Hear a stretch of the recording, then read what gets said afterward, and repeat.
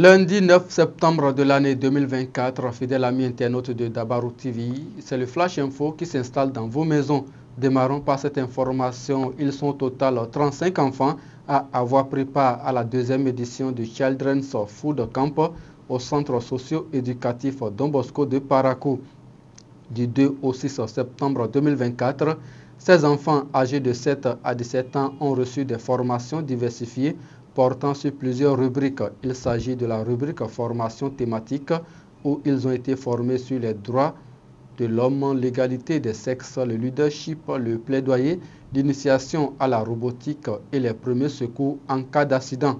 Pour ce qui est de la rubrique cuisine et bricolage, les campeurs ont été outillés sur la fabrication du savon à base de carottes, de gingembre et du curcuma, des cacahuètes, du popcorn, des chips à base de bananes, puis du yaourt. En ce qui concerne la rubrique art, culture et tourisme, ces enfants ont fait des visites touristiques, appris différentes danses. Ils ont été également initiés à la comédie, aux jeux de société et au sport.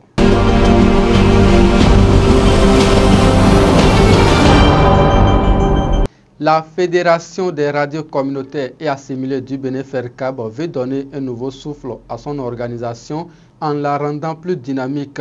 Elle a organisé à cet effet un atelier de validation de l'étude de diagnostic institutionnel et de renforcement organisationnel avec l'appui de la coopération suisse. Cet atelier qui a eu lieu le vendredi 6 septembre 2024 à Komiguéa, dans la commune de Ndali, a permis aux membres de l'organisation de valider le plan de développement institutionnel et organisationnel de la dite institution.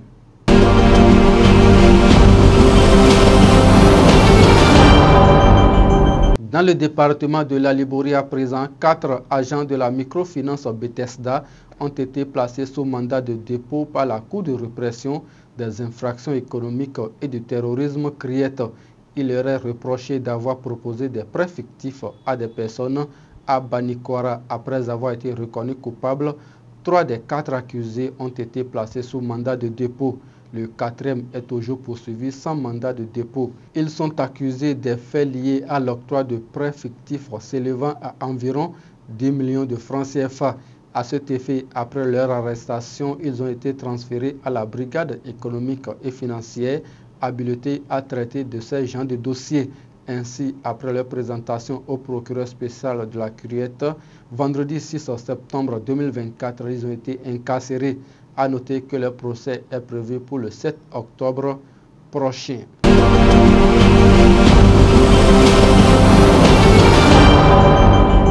Un autre volet de l'actualité à présent, le régisseur de la prison civile de Misireti, Kodjo Gaston Totou, serait suspendu de son poste.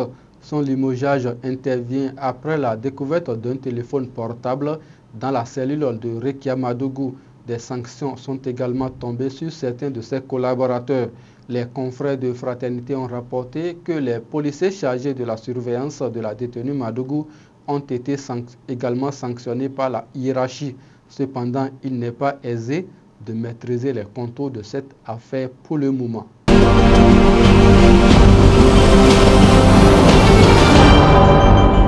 Hors du territoire national, à présent, triste nouvelle au Nigeria, l'explosion d'un camion-citerne a fait dimanche 8 septembre dernier au moins 48 morts. Ce drame est survenu au centre-nord du pays suite à une collision avec un autre camion transportant des voyageurs et du bétail.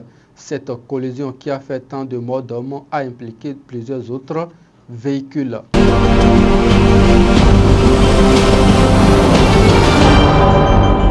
Au Togo, à présent, chrétiens et curieux se sont rassemblés à l'église Cristo Risorto à Lomé ce samedi 7 septembre pour rendre un dernier hommage à Monseigneur Yves Nicodème Bariga, archevêque de Lomé. Le président de la République, Faure Gnassingbé, ainsi que les membres du gouvernement étaient à cette messe présidée par Fridolin Cardinal Ambongo, président du symposium des conférences épiscopales d'Afrique et de Madagascar. C'est tout, mesdames et messieurs, pour ce Flash Info. Merci de nous avoir suivis. Merci à toutes les équipes de réalisation. À demain.